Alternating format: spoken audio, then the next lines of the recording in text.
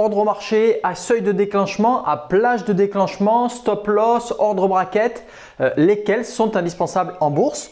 Quelles sont les différences cruciales entre les trois ordres de bourse à utiliser tout le temps et comment fonctionnent les trois ordres de bourse essentiels dont vous avez vraiment besoin pour acheter, pour pouvoir revendre des actions. Alors, c'est ce qu'on va voir en détail dans cette toute nouvelle vidéo. Juste avant, comme d'habitude, cliquez sur le bouton j'aime en dessous et abonnez-vous pour rejoindre les autres traders gagnants abonnés à Bourse Ensemble et pour pouvoir recevoir les toutes prochaines vidéos.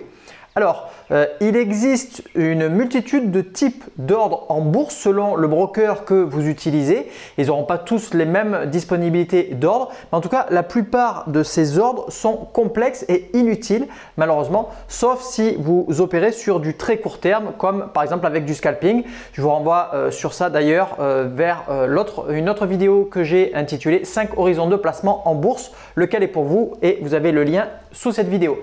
L'autre raison d'utiliser des ordres de bourse particulièrement complexes et peu communs, c'est de vouloir faire du zèle. Je vous rappelle, vous savez très bien à quoi ça va vous mener de faire du zèle en bourse. En général, ça va vous mener à des pertes à foison. Alors, parmi les nombreux ordres de bourse qui existent sur le marché, selon votre broker, une fois de plus, en fait, il y en a seulement 3 qui sont vraiment utiles et qui sont vraiment nécessaires. On va en voir, il y en a 2 autres aussi qui sont ni plus ni moins qu'une extension des 3 autres qu'on va voir maintenant dans cette vidéo. Alors, le premier ordre de bourse qu'on va voir et qui est indispensable, c'est l'ordre au marché. Alors, le tout premier ordre qu'on va voir, c'est l'ordre le plus simple, le plus direct. C'est l'ordre au marché, c'est un ordre pour acheter ou pour vendre au prix actuel du marché, donc répondant au cours du marché actuel. Ce qu'il faut savoir sur ce type d'ordre, c'est que l'exécution est quasiment sûre, donc c'est un gros avantage. Vous êtes quasiment sûr que si vous ouvrez un ordre au marché d'achat ou de vente, vous êtes quasiment sûr qu'il va s'exécuter. Par contre, l'exécution est généralement... Un autre avantage aussi, c'est que l'exécution est généralement la plus rapide avec ce type d'ordre. Par contre, l'inconvénient face à ces deux avantages, c'est que le prix n'est pas garanti et donc le prix peut fluctuer énormément, particulièrement sur des petites actions ou des actions qui sont peu liquides. Alors une petite action, c'est une petite capitalisation, il y a peu de titres qui sont échangés sur les marchés et qui sont disponibles. Donc pas beaucoup d'actions disponibles avec cette entreprise sur les marchés. Et une action peu liquide, c'est une action qui n'a pas beaucoup d'échanges, donc d'achat et de vente, pas beaucoup de transactions qui ont lieu sur une unité de temps donnée. Donc si vous travaillez sur une unité de temps journalière, une unité de temps en semaine par exemple, ça veut dire qu'il y a peu d'échanges qui ont lieu sur cette unité de temps-là, ce qui signifie ce qui est communément appelé une action peu liquide. Donc dans ces cas-là, petite action, action peu liquide, les cours peuvent fluctuer énormément, comme on l'a déjà vu dans une vidéo précédente, et dans ces cas-là, le prix n'est pas du tout garanti. Vous pouvez très bien avoir un cours actuel qui est par exemple à 15 $. Vous exécutez votre ordre au marché en vous disant c'est bon, il va s'exécuter à 15 $. Et en fait, il s'exécute largement plus haut ou largement plus bas puisque les cours fluctuent énormément sur des toutes petites actions ou des actions peu liquides.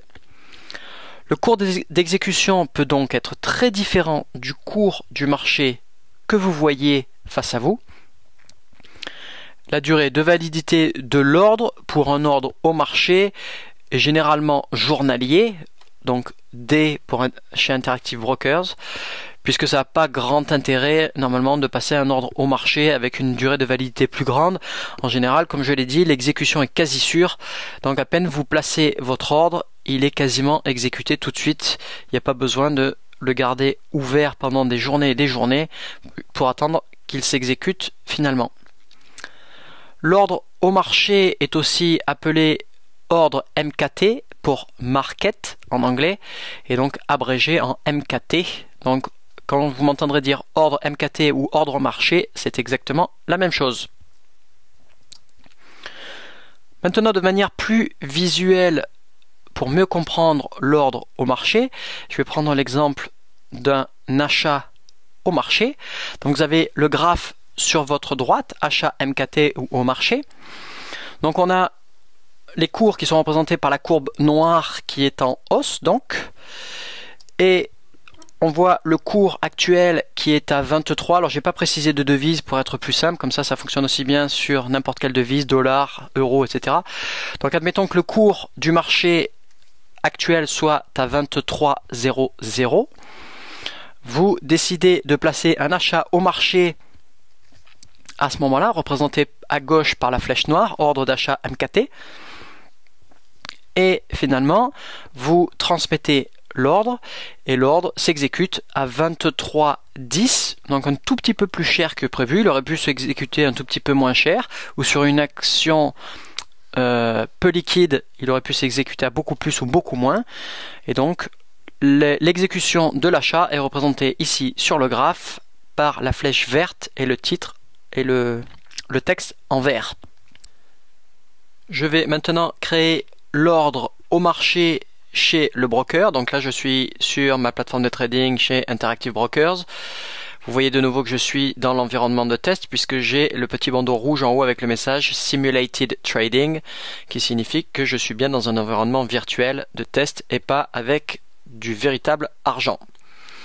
Alors les étapes pour créer cet ordre au marché. D'abord, créer l'ordre. Pour ça, j'ai besoin de 6 éléments essentiels. Le premier, c'est le titre. Je vais prendre donc un exemple avec Google. Donc je tape ou bien Google en entier ou bien le code si je le connais. Voilà, j'appuie sur Entrée. Maintenant, on me propose différents titres, les actions, contrats à terme, options, etc. Ce qui m'intéresse, c'est l'action Smart. Alors je recommence, j'ai tout perdu. Hop, Google Entrée. Voilà, et celle qui m'intéresse, c'est celle-là. Action Smart. Voilà, les cours apparaissent même si je suis en environnement de test et je vais effectuer un achat au marché. Alors pour ça, ce qui m'intéresse, ce sont les cours vendeurs. Si je laisse ma souris au-dessus du cours vendeur qui est ici à 553,97, j'ai une petite information qui apparaît en dessous, Buy pour acheter. Donc je clique là-dessus, j'ai l'assistant pour effectuer des transactions qui apparaît. Donc j'ai le premier élément, c'est le titre. On le retrouve bien ici, Google Nasdaq. On trouve les informations ici avec le cours acheteur, le cours vendeur et le dernier cours. Donc la dernière transaction, le prix moyen de la dernière transaction qui s'est effectuée, en différé bien sûr de 15 minutes. Ensuite, il me faut la direction de l'opération. Donc j'avais cliqué sur Buy, donc je suis bien sur l'action à acheter et pas vendre. Donc c'est très bien. Troisième élément, c'est le système de routage ou la destination qui est ici tout en bas. On laisse par défaut Smart, on laisse le courtier router l'ordre à travers les systèmes financiers. Ensuite, quatrième information, c'est la quantité de titres. Par défaut, il y a 100. Je vais changer ça par exemple et mettre que une cinquantaine de titres. Alors, il y a souvent cette petite fenêtre qui apparaît. Je recommence rapido. Voilà. Alors, j'efface le montant et je vais en mettre une cinquantaine. Acheter. Cinquième élément, c'est le type d'ordre. Alors là, par défaut, je suis sur type d'ordre LMT pour ordre limité. Je vais changer ça pour MKT pour market. Si jamais vous ne voyez pas MKT là-dedans, vous cliquez sur la petite flèche ici et vous voyez une grande quantité d'autres ordres qui apparaissent. Celle qui nous intéresse donc, c'est MKT pour marché, donc un achat au marché. Voilà, le dernier élément important qui est commun à tous les ordres, c'est l'expiration ou la durée de validité. Par défaut, elle est sur jour. C'est parfait pour un ordre au marché, il n'y a pas de souci. Donc, j'accepte. J'ai terminé la première étape. La deuxième étape, c'est de confirmer et de transmettre. Alors, je peux ou bien double-cliquer sur mon ordre pour le voir apparaître de nouveau. Là, pour le moment, il n'a toujours pas été transmis sur les marchés.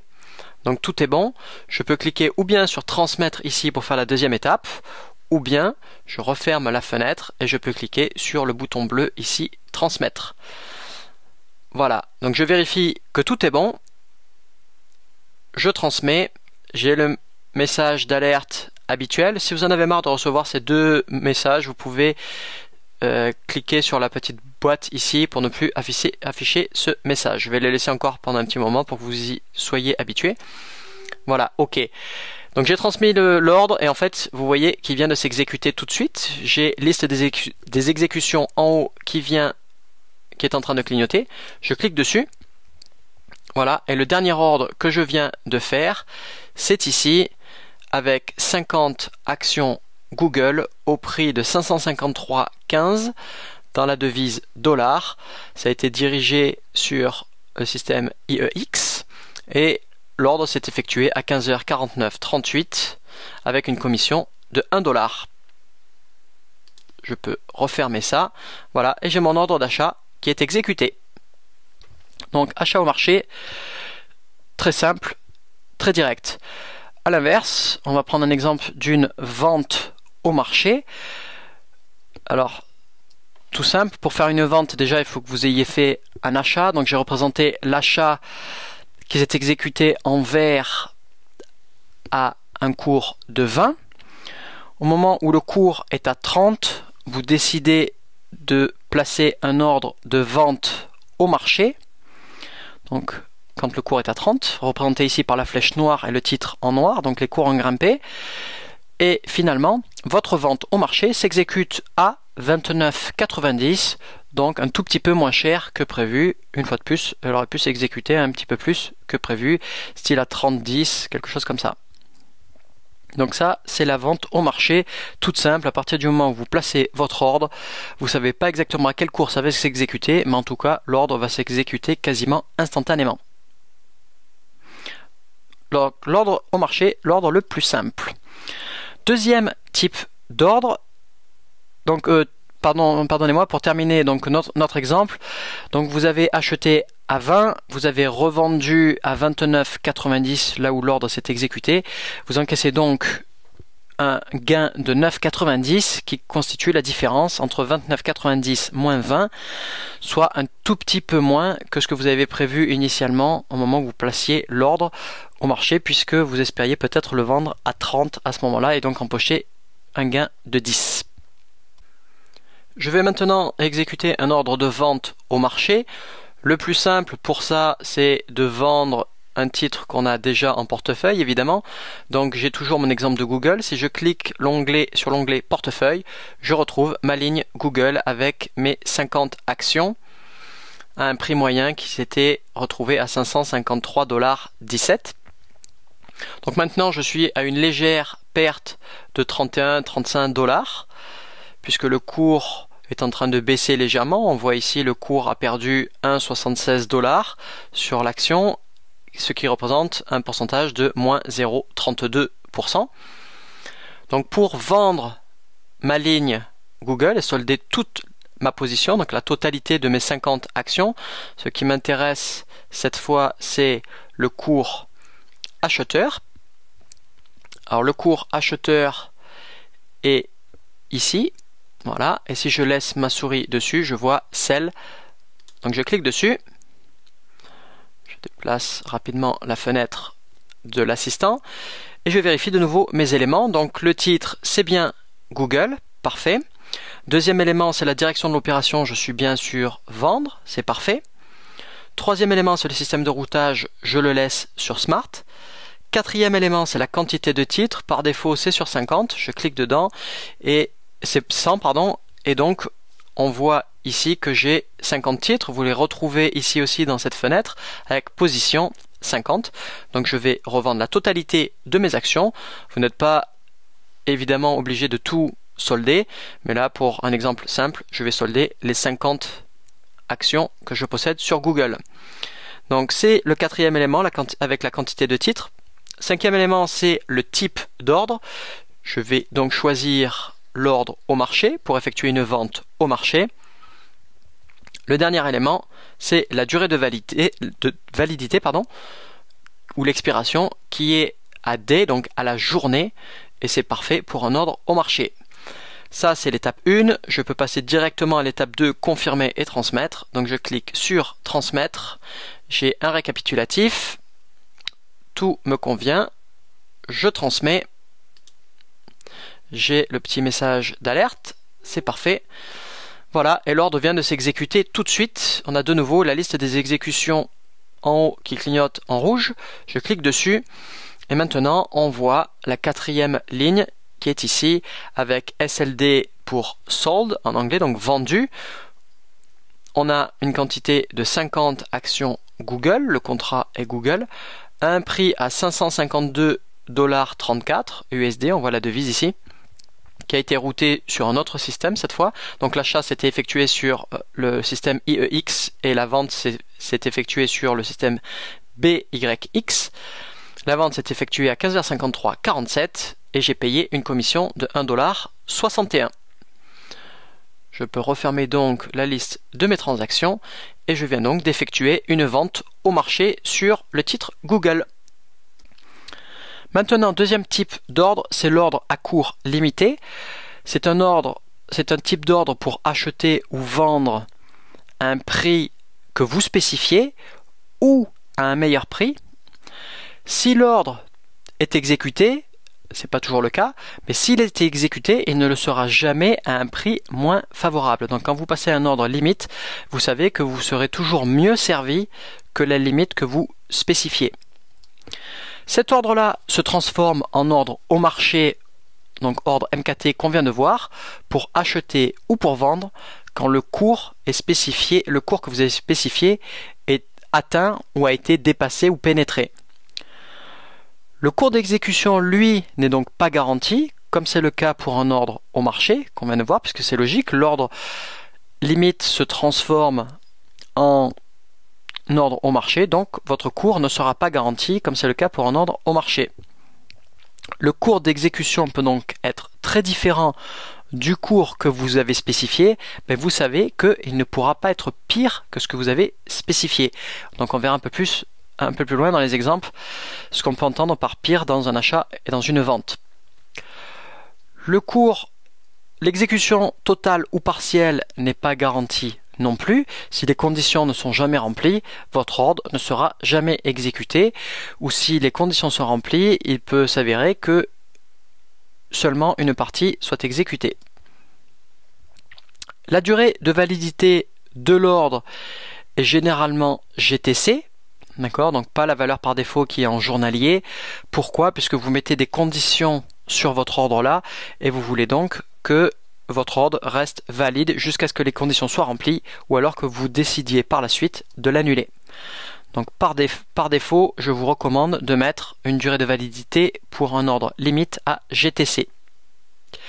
Alors j'ai employé les termes ordre à court limité, ordre limite ou ordre LMT. C'est la même chose pour les trois. Donc vous m'entendrez utiliser de manière interchangeable ordre à court limité, ordre limite ou ordre LMT.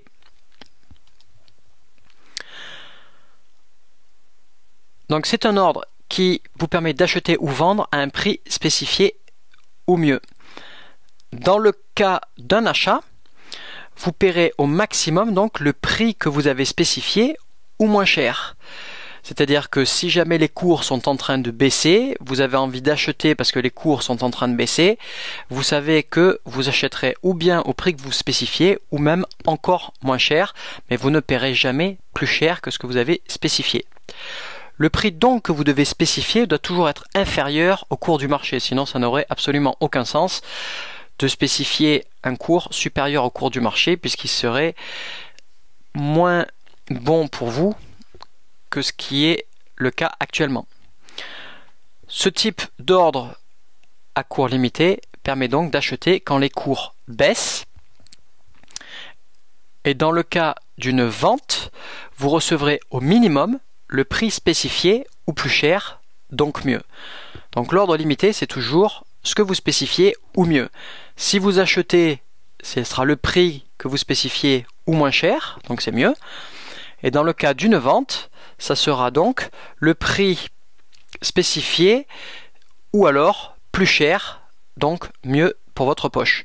Le prix spécifié doit toujours être supérieur au cours du marché et ça permet de vendre quand les cours montent et atteignent votre objectif recherché.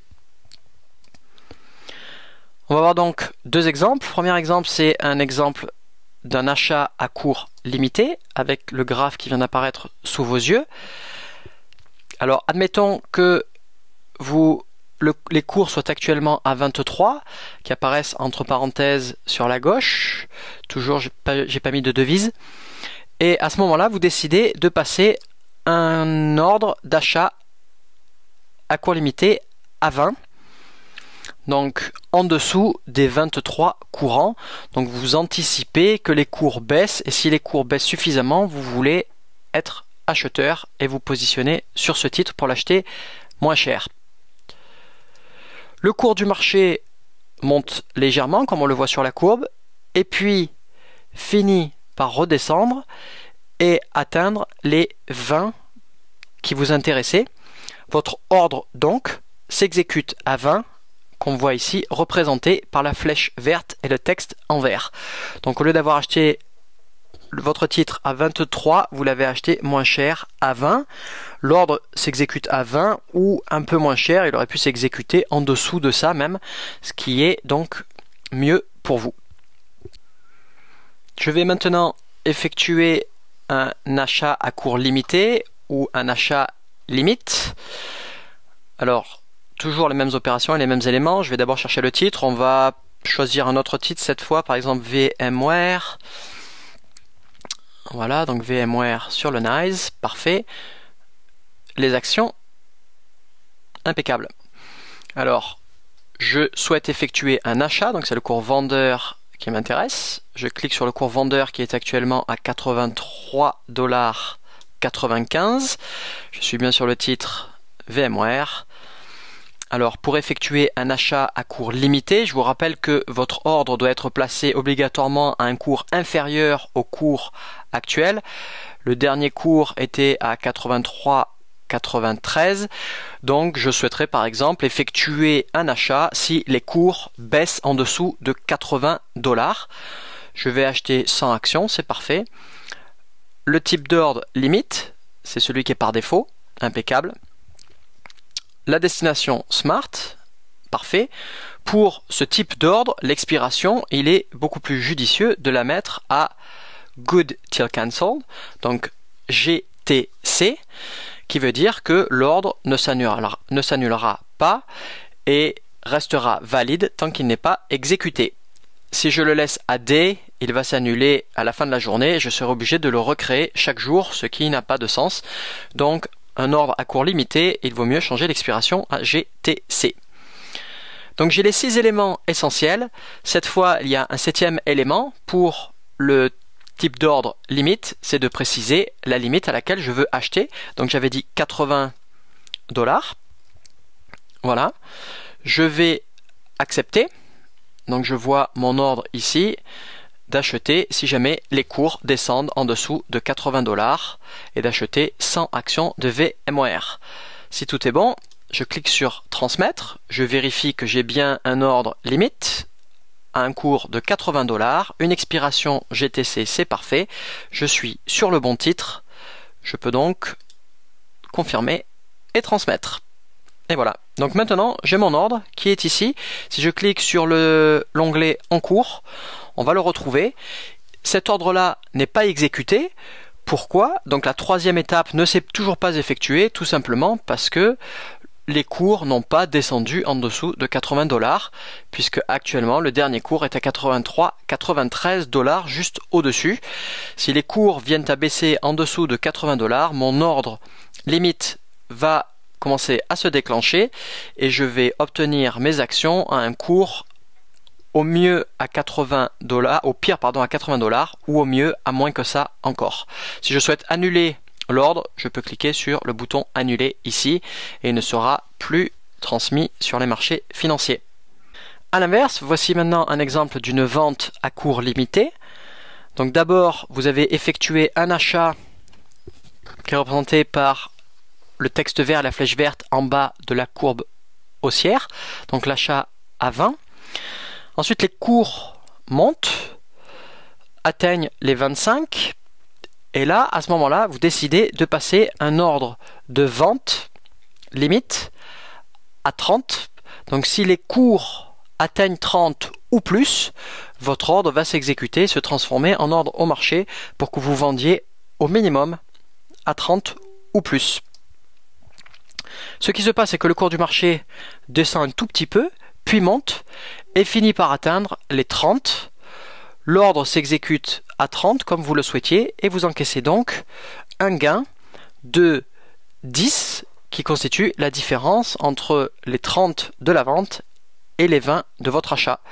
J'ai pris un exemple plus simple. L'ordre aurait pu s'exécuter à un tout petit peu plus que 30 dans la pratique. Je vais maintenant effectuer la vente à cours limité ou la vente limite. Pour ça, il faut déjà avoir un titre en portefeuille. Donc, j'ai effectué un achat au marché du titre ADP.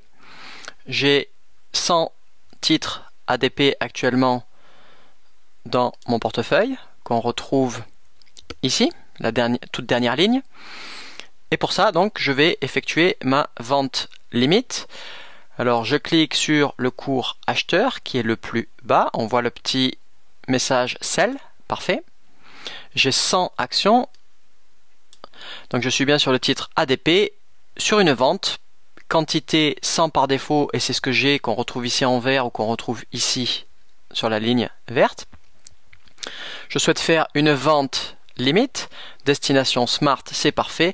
L'expiration, de nouveau, je vais la basculer à GTC, puisque c'est pas sûr que l'ordre s'exécute dans la journée, et dans ces cas-là, je préfère que l'ordre reste valide ad vitam aeternam jusqu'à ce qu'il soit exécuté. Tout est bon. Je transmets donc directement. Alors évidemment, j'ai oublié le 7e élément. Et le 7e élément, c'est le prix limite. Le prix limite que je spécifie ici. Donc, les cours sont actuellement à 83,10 $.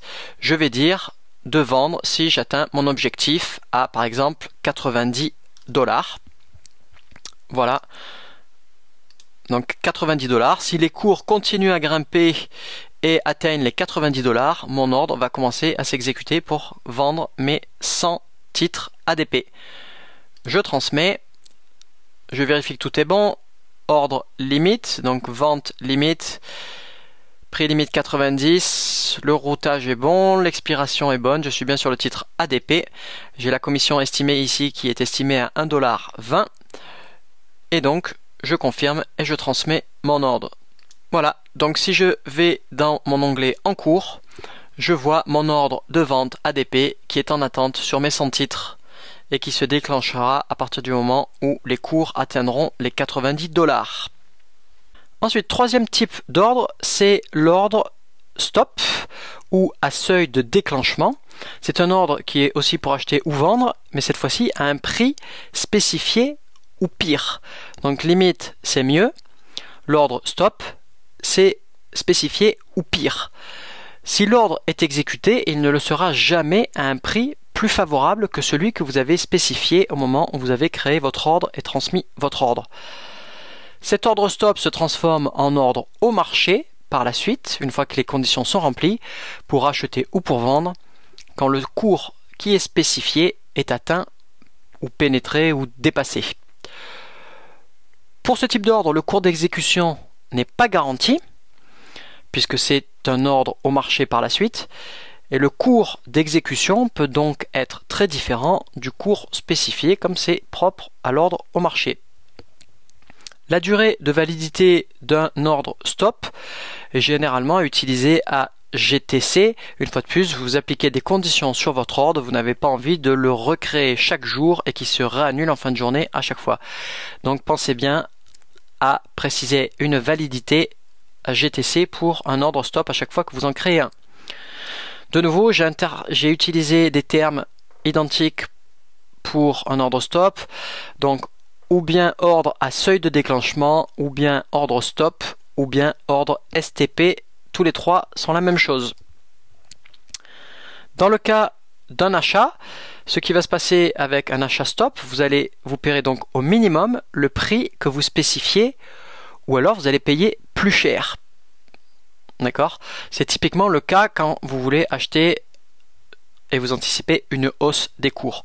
Donc le prix que vous spécifiez doit toujours être supérieur au cours du marché.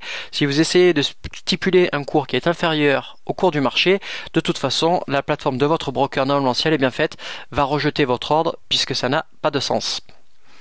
Ce type d'ordre permet donc d'acheter quand les cours montent et cassent une certaine résistance. C'est ce que vous essayez d'anticiper avec ce type d'ordre. Dans le cas d'une vente, c'est l'inverse. Vous recevrez au maximum le prix que vous spécifiez ou moins cher.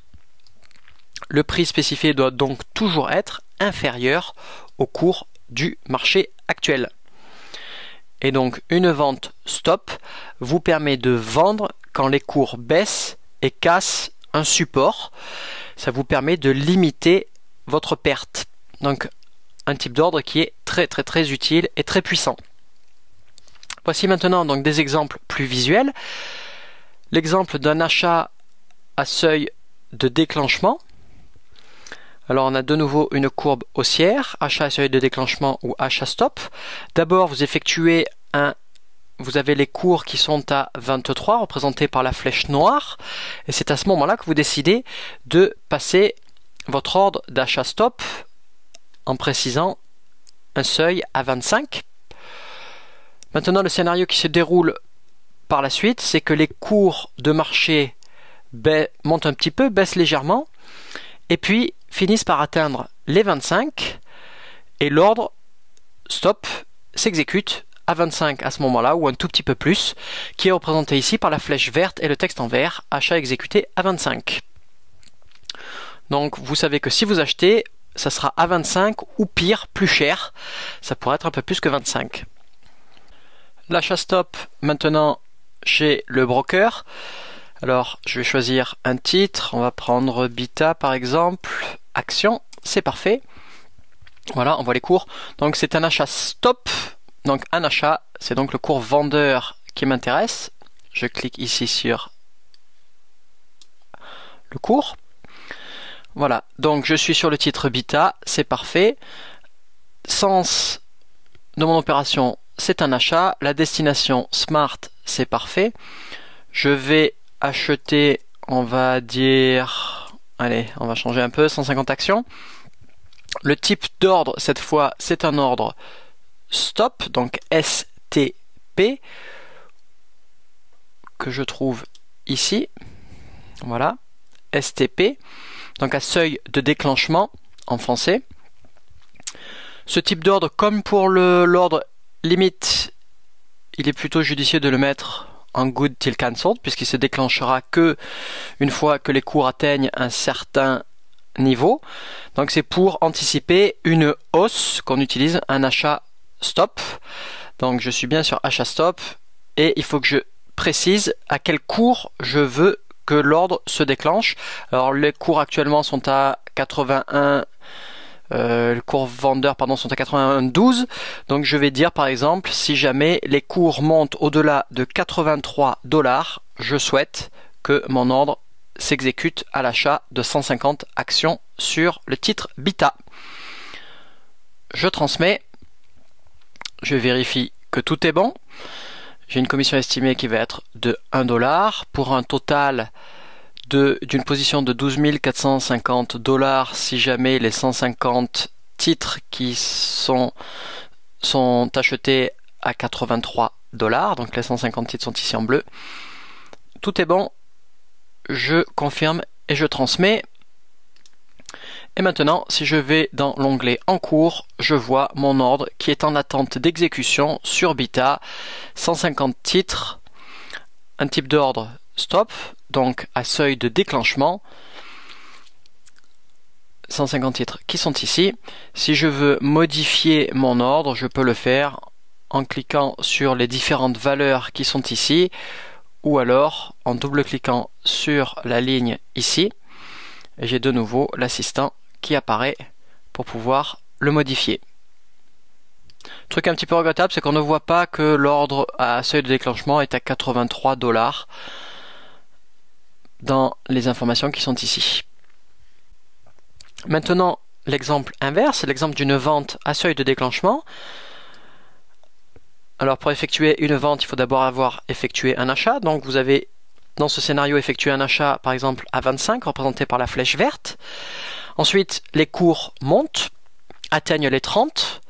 Et c'est à ce moment-là que vous décidez de passer un ordre de vente stop à 20, donc quasiment au niveau du sommet, pour vous assurer que si jamais les cours baissent, vous serez protégé, vos titres seront revendus et vous n'aurez pas à subir une perte encore plus importante. Le scénario qui se déroule devant vous est le suivant. Le cours du marché monte un tout petit peu après que vous ayez passé votre ordre de vente, et puis descend et finit par atteindre les 20 que vous aviez stipulés dans votre ordre de vente. Votre ordre s'exécute donc à 20 ou un peu pire, c'est-à-dire un tout petit peu en dessous même encore des 20. Et vous perdez donc 5 en tout et pour tout, qui est la différence entre les 25 de votre achat et le 20 de votre vente. Donc ce scénario s'est traduit par une perte, mais une perte de 5 qui aurait pu être une perte beaucoup plus importante si vous n'aviez pas eu votre ordre stop de vente en place. Pour un ordre de vente à seuil de déclenchement, donc une vente stop, il faut la placer sur un titre qu'on a déjà en portefeuille. Donc j'ai repris le titre ADP qui est dans l'onglet portefeuille.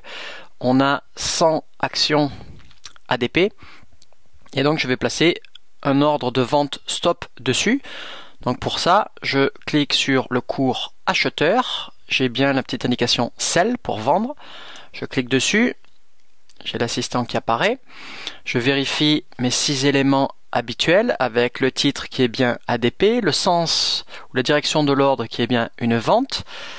Ensuite, j'ai le système de routage par défaut Smart. La quantité de titres, j'ai 100 titres, je vais tout solder, c'est 100 par défaut, c'est parfait. Le type d'ordre, c'est STP. Je vous rappelle que si vous ne trouvez pas l'ordre que vous recherchez dans la liste limitée qui est ici, vous pouvez cliquer sur la petite flèche ici pour voir tous les autres ordres qui apparaissent. Donc, c'est un ordre stop.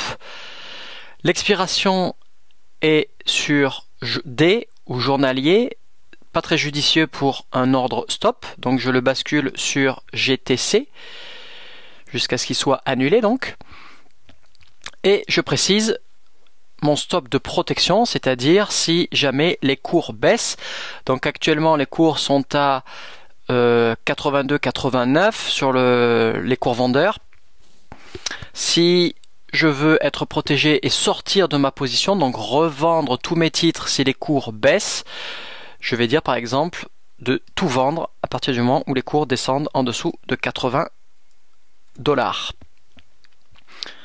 Voilà, tout est bon pour cet ordre stop. Donc le prix stop est bien en dessous des cours actuels. C'est parfait. Je transmets.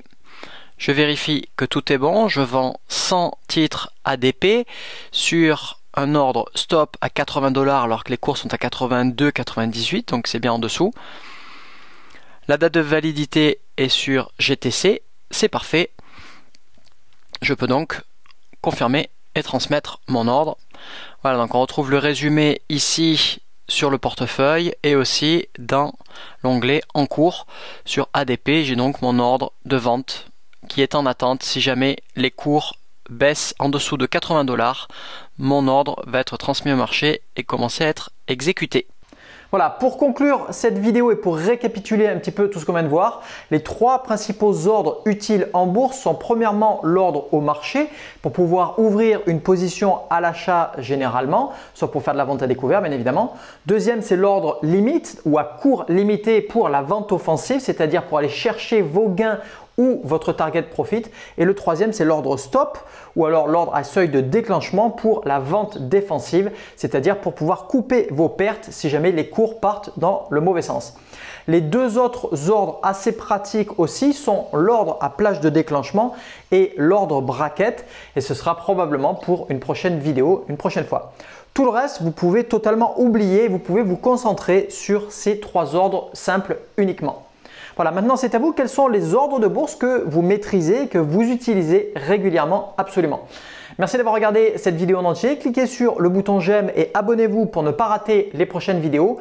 Accédez aussi gratuitement à ma formation exclusive La Voie rapide en bourse vers l'indépendance financière avec le lien qui se situe ou au-dessus ou au-dessous de cette vidéo pour que je vous montre comment démarrer correctement et enfin réussir en bourse. Je vous dis à très bientôt sur Bourse Ensemble et surtout n'oubliez pas, faites partie des traders qui connaissent, qui maîtrisent et qui utilisent les ordres de bourse simples, vraiment indispensables et qui ne font pas de zèle avec les autres ordres beaucoup trop complexes et complètement inutiles.